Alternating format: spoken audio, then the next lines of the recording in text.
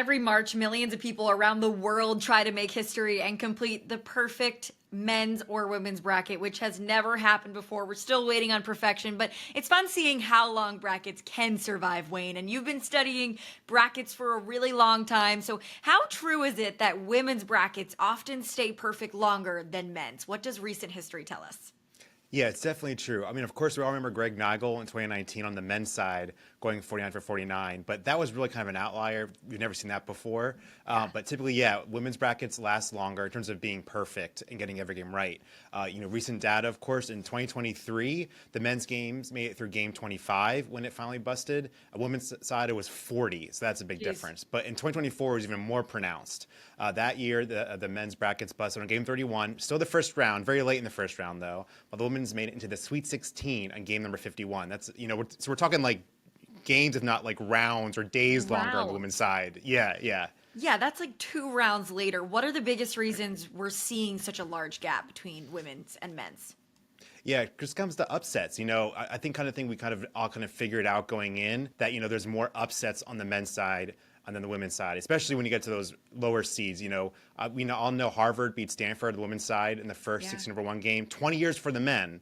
So it's not like upsets don't happen on the women's side, but it's just so much more pronounced on the men's side. I think, the big thing, a great way to put this is in 2024, there was only one double-digit seed that won on the women's bracket in the first round. That was Middle Tennessee, and it was an 11 seed, and was the most picked of the upsets. So basically, if you just picked one upset in the first round, your women's bracket last year, and you picked the most popular one, you got everything right. While on the men's side, I think the perfect way to say how tough it is to stay, 32 for 32 at the first round is Oakland upset Kentucky last year. And Oakland was picked on 5% of brackets. So basically 95% of brackets last year were gone just from one game last year. No, you always have to bring that one up because I was one of those. I never get it right. I'm always like, that's who I picked to win, by the way. So it worked out great for me. But those upsets are really the difference. It's like you can't be perfect for long unless you're predicting, number 16 FTU to beat number 1 Purdue like in 2023. But looking historically, back decade stats. Think back to like the expansion to 64 teams, which was 1985 for men, 1994 for women. What can those numbers tell us? Yeah, I think the big thing is looking at where those upsets happen because that's when you bust a lot of people at once. Obviously 8-9s are hard, but you're still splitting the difference there. It's when you have those Oakland upsets or Yale upsets on the men's side where things get really chaotic.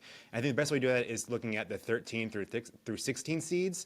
On average, on the men's side, it's a little under 2 per year, which doesn't sound like a lot, but still that means on average, there's a little under 2 wins per year by team seeded 13 through 16. So you have to pick some really weird upsets, unless you're an alma mater, of course, to win kind of those games. On the women's side, the average is, I got it right here, 0.3 per year, and that's rounding up. So it's actually a little less than that. So it would basically, if you're going 1, 2, 3s, and 4s winning on your women's bracket, you're probably going to be okay. Maybe one upset, every few years or so. But that tells you how hard it is on the men's side to pick these 15, 14, and now we're seeing even 16 seeds winning games. Yeah, I was going to say, you've got to be like a savant to get one of those right. Or like you mentioned, an alma mater. Like you're going to pick your former program to upset a top ranked school.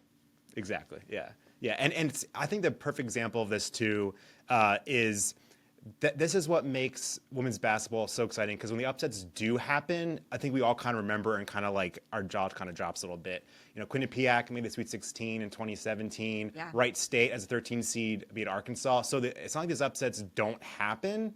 It's just that it comes down to this. Look, is it harder to get, if you're told if you think a tournament, there's going to be one upset in the first round on the women's side, that's a lot easier to pick than, say, trying to find 4 or 5 upsets you're told are going to happen on the men's side because it's very, very hard to kind of nail the more upsets as you get in the first round and even further.